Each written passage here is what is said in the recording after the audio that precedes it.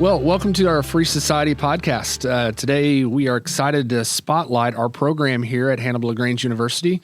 What is Free Society? It is a unique initiative here on campus that equips students to think deeply about the meaning of freedom, both in history, in politics, and in culture. We do this through an interdisciplinary approach, and the program really helps students to explore how ideas of liberty have shaped societies, why those ideas matter, and how we can thoughtfully engage them from a biblical worldview. The three pillars of our Free Society program are limited government, free market economics, and cultural institutions like the church. So to help us dive into this conversation today on our Free Society podcast, we're excited to be joined by Dr. John Wilsey. He is a professor at the Southern Baptist Theological Seminary. He is a historian. He is an author known for his work on American identity, civil religion, and the intersection of Christianity and public life. He has a new book out called Religious Liberty, which I encourage you to go to Amazon and to pick that up as soon as possible. But Dr. Wilsey brings a wealth of insight into how freedom has been understood in the past and how Christians can thoughtfully engage it in the present. So Dr. Wilsey, it is an honor to have you with us today. Welcome. Thanks for letting me be here. It's a great honor to be with you. We also have with us Mr. Ayer, who's the chair of our business department. And so we'll be kind of just having a conversation here today, just talking amongst one another and just really directing the conversation around freedom, about free markets, also about free speech especially. I do want to begin today, and I'd be remiss if I didn't ask you, based on the events of this last week with, as some are calling it, the assassination of Charlie Kirk. Some are even throwing around the term martyr. Just to get your thoughts on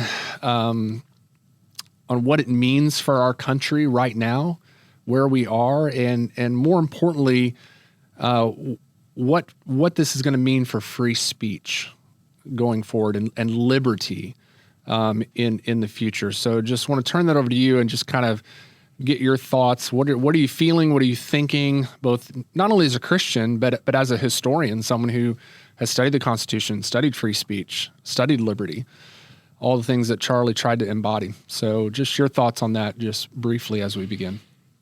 Well, Charlie Kirk's death is a great tragedy, an unspeakable tragedy, unbelievable.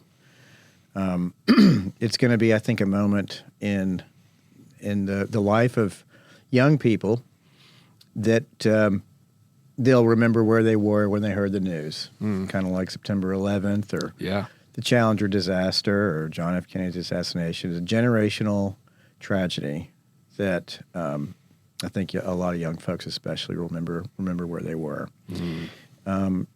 It's a great tragedy, but it's also an opportunity for our society as a nation.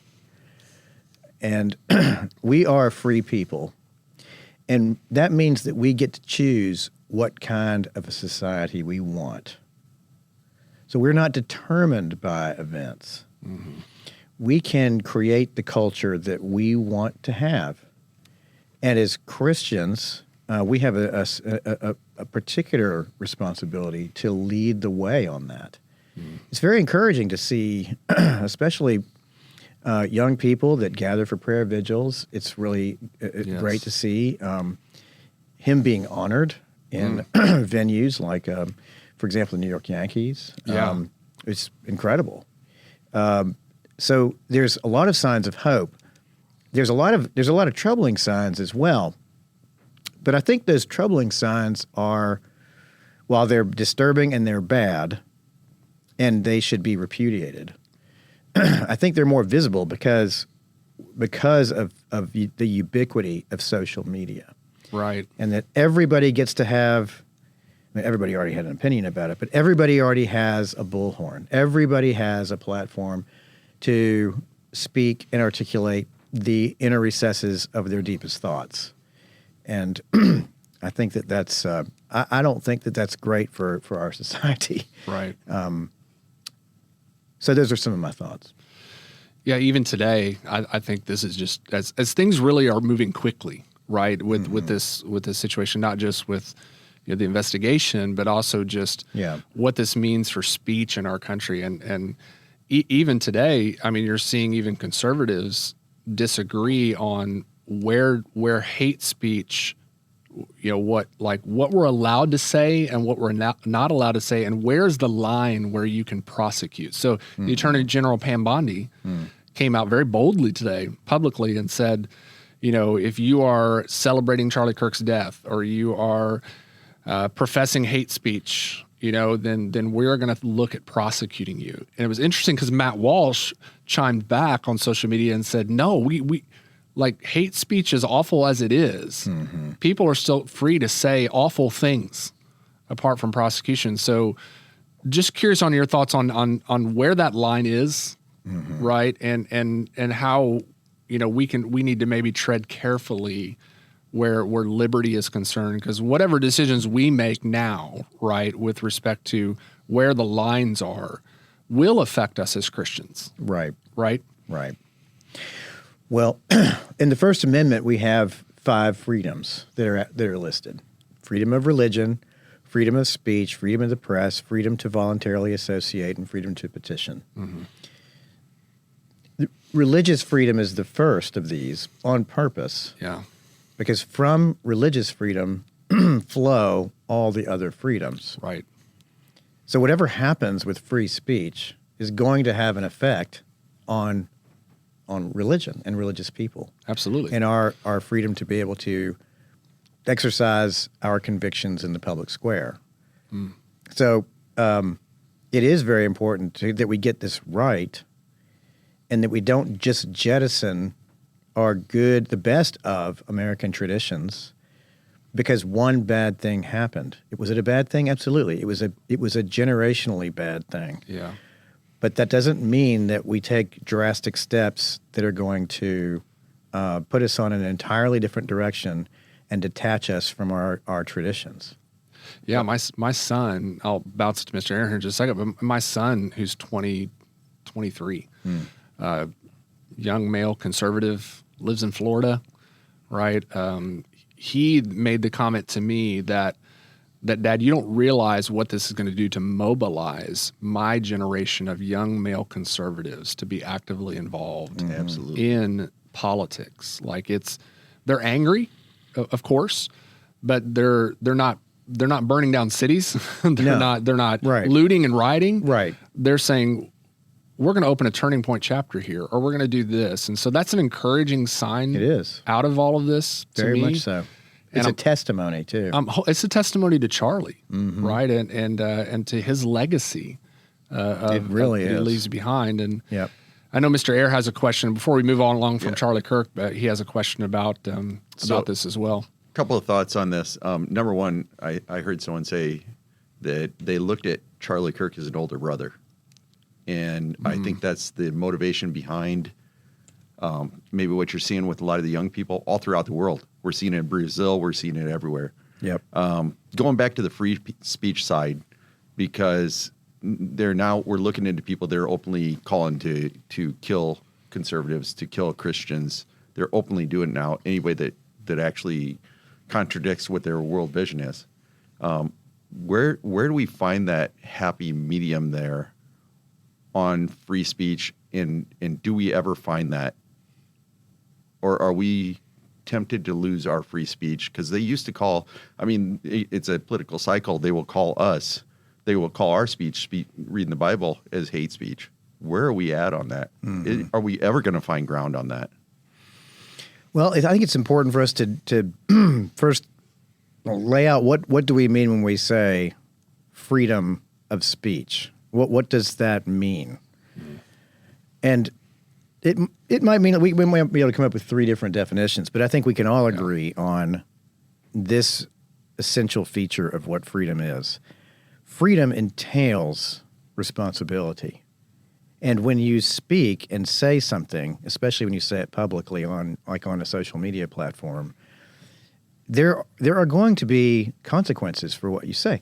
Right. They could be good consequences. Yeah. They could also be bad. And if someone goes online, say a school teacher or a nurse or a college professor, and spews hateful stuff about Charlie Kirk, glad he got shot in the way he did, and talk about all his death and celebrate it. And you hold a position of responsibility over young people, for example, or you hold a position of responsibility in people's health, then what you say has direct consequences. Absolutely. And they should face the consequences and own their words. And if they get fired from their job, they get fired from their job, and they're going to have to own that, and can't complain about it if that happens to them, because they went on and they were a free person. They spoke freely. Now you got to own it. I mean, you know that you have freedom when you have responsibility for what you say. You know you have freedom of speech when you have responsibility for what you say. Well said. Yeah, that's good. In that same vein, when I knew you were coming to campus, this has been a couple weeks ago. There was a hearing in the Senate, and Senator Tim Kaine from Virginia Right. said this in front of the entire room, and you may know what I'm going to ask here, but Yep. I'm going to read his quote, and I just want to get your thoughts on it. He said, "The notion that rights don't come from laws and don't come from the government, but come from the Creator, that's what the Iranian government believes. So the statement that our rights do not come from our laws or our governments is extremely troubling." So if Tim Kaine were sitting here, which he never would be, but if he were, what would your rebuttal be there as a constitutionalist, as thinking about religious liberty, law, rule of law, those sorts of things? Where is Tim Kaine? We know he's wrong, but where is he really wrong here? It's hard to even know where to start. If Tim Kaine were here at our table and we were sitting around, I would do my very best to appeal to him as like a fellow citizen, a fellow human being, and try to patiently engage him. But his thinking is so skewed by, number one, obviously just secularism, Right. and two, a yawning, gaping ignorance of American history. In response, one rebuttal that he received was from Ted Cruz, who quoted the Declaration of Independence. Okay. Here it is. This is literally the founding document here, and the very basis for our entire identity. And you have a stunning lack of awareness of what you're talking about. And he's a United States senator. He could have been vice president. Exactly. And Scary thought. That's a scary president at some point. Do you think that like you think about secular progressives, and you think about the movement of secular progressives in the country, tracing all the way back to the 1960s, and so Tim Kaine's saying this, and it's quite shocking. It's very stunning. Yeah, shocking. But do you think like they've always thought this way, or are they just saying the quiet part out loud right now?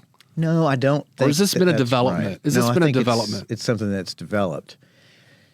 I think that, beginning in the late 50s, early 60s, Western civilization was taken out of the college curriculum of a lot of state schools, universities. I think it started on the West Coast, ends up being taken out of a lot of curricula all over the country.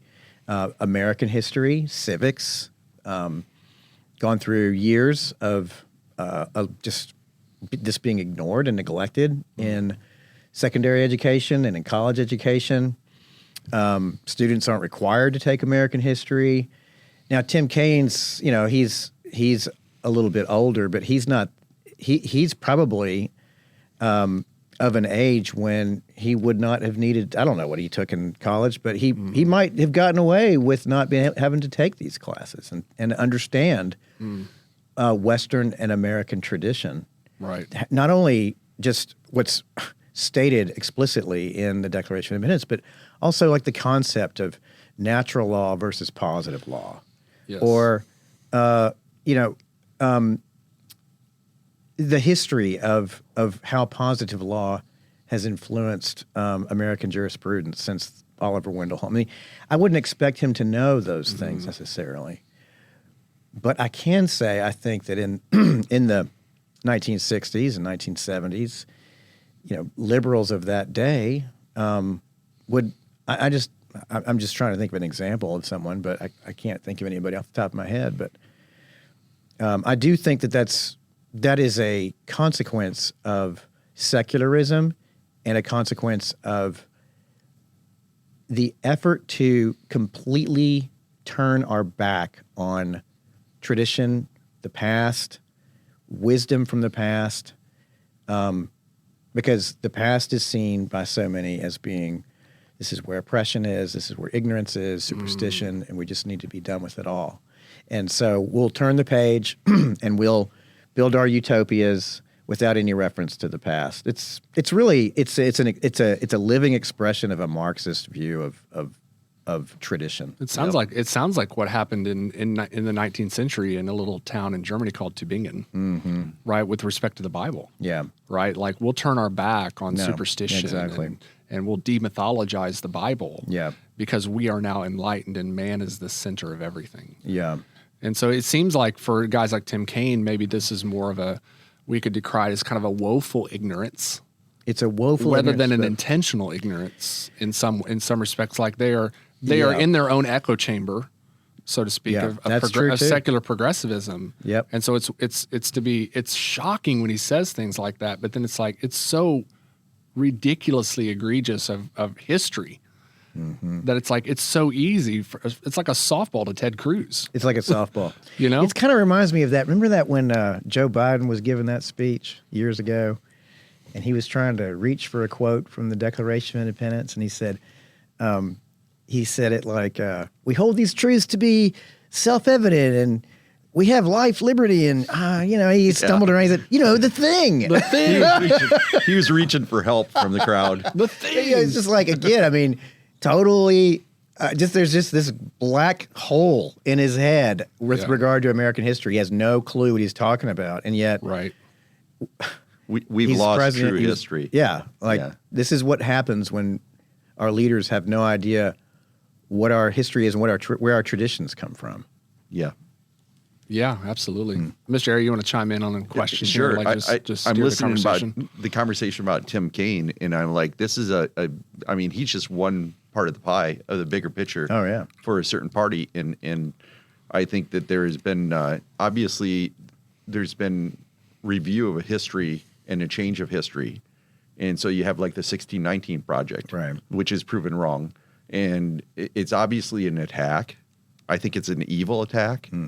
And we need to stand guard on truth and liberty. And I think it's more important than ever. What do you think about? Any thoughts on that? I have thoughts on lots of things, Yeah. and I do have thoughts on that. Thank the Lord for people like Alan Gelzo and Gordon Wood and Victoria Bynum, great American historians who critiqued in a very methodical, historical, academic, respectful, but very clear ways in print in a whole variety of places to demonstrate the leftist and critical theory agenda behind the entire project and discrediting the whole thing. Yep. So we just have to thank God for these men and women who had the courage, especially at the time. 2019, 2020, 2021, took a lot of courage to do that. It was potentially career killing for those people. Absolutely.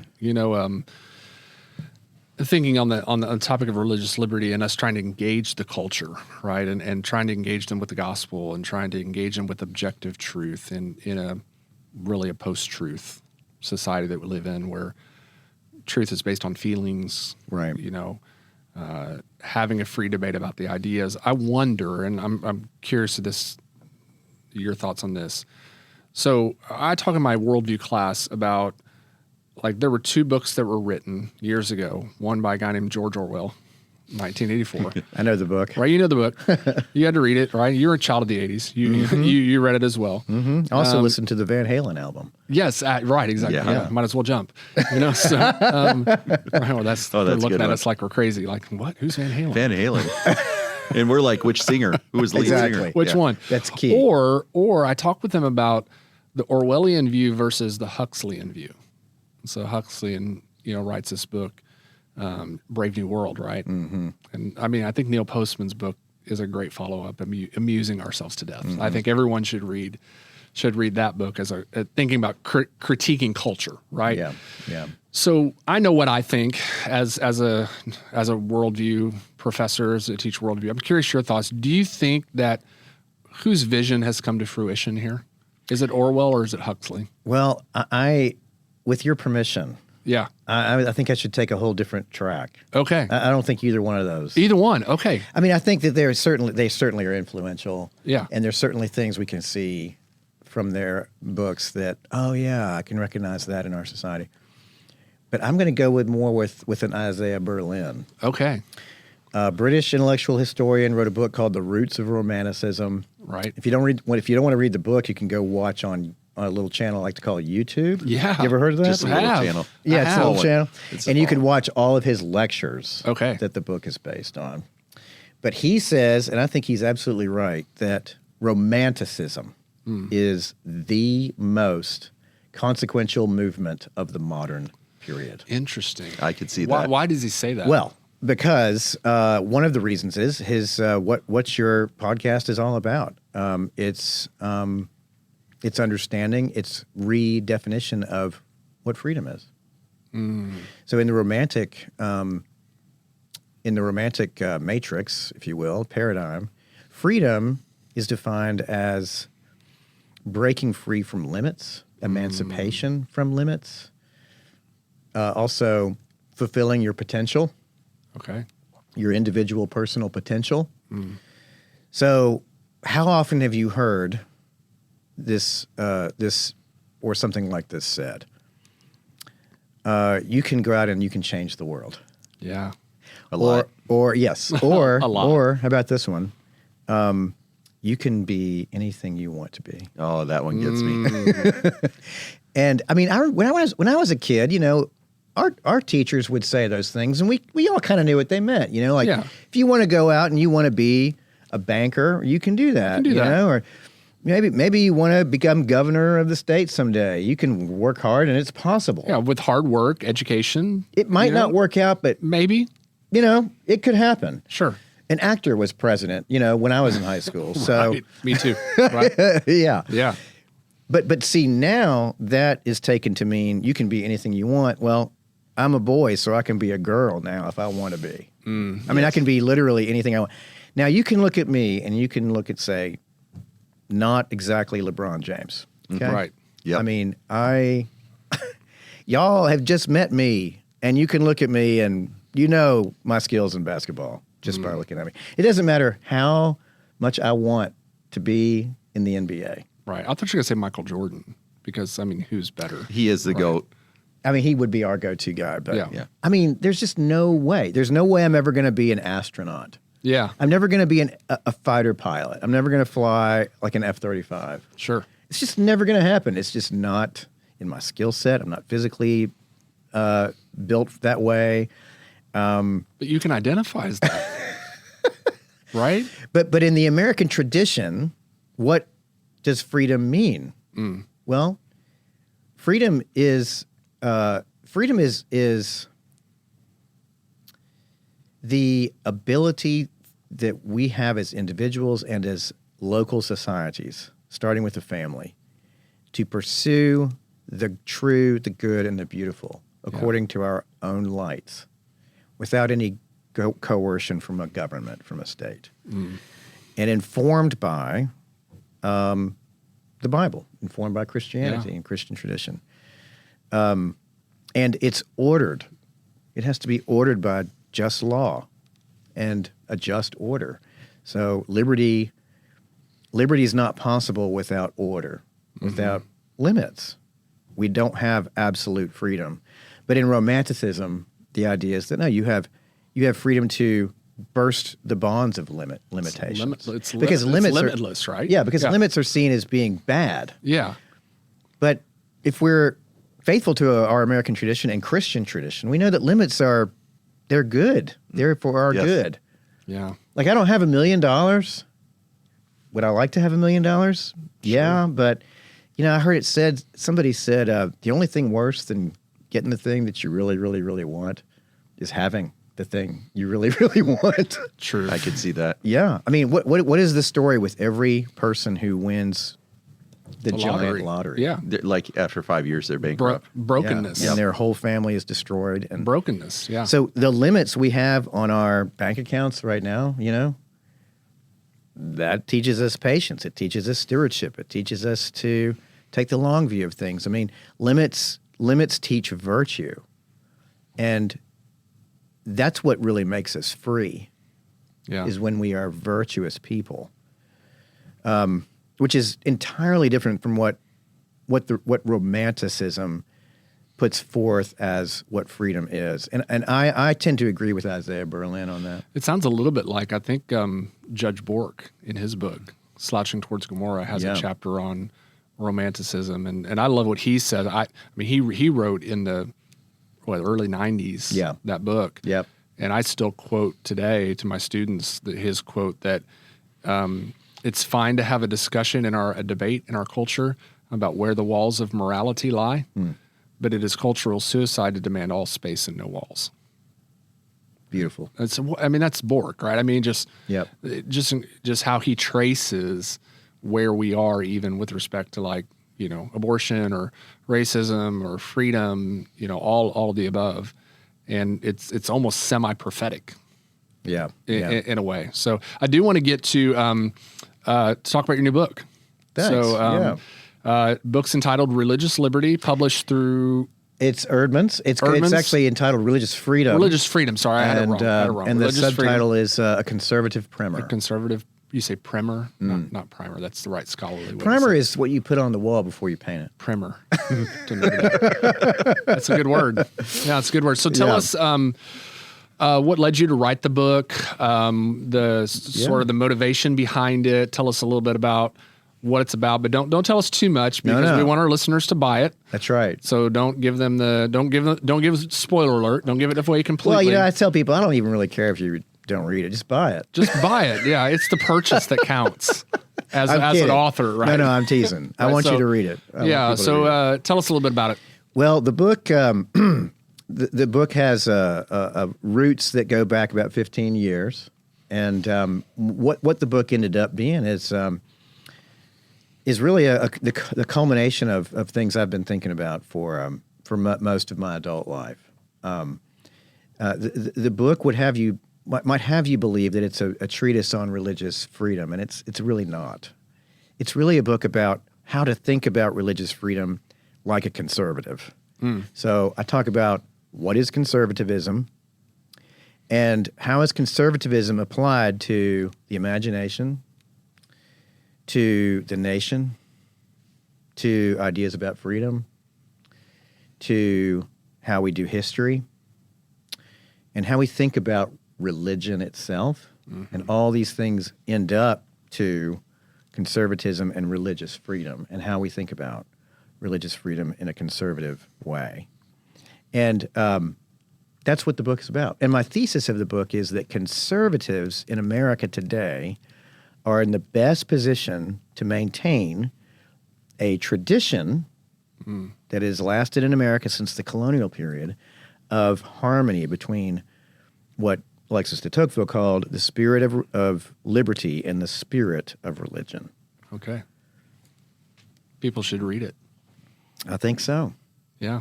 Mr. Airy, before we close today and close out our time, do you have any final thoughts or any final questions for Dr. Wilsey? So I want to take this conversation in so many different directions, but I know we don't have time because being a conservative Christian myself and a free market person and an econ guy, I love to talk about this in class, but I get you in my class tomorrow morning. That's right. No economics questions in this venue. Please don't. Yeah, Please be merciful. No, merciful. I mean, Dr. Wilsey is an Acton Fellow, right? Are you going to ask me about the Laffer curve or anything like that? Yeah, anything like that. I could. You could. Please. Ronald Reagan would be smiling if I did that, right? He's smiling right now. Yeah. It's good. No, this has been just a pleasure. It's a pleasure to get to meet you. I'm looking forward to reading your book.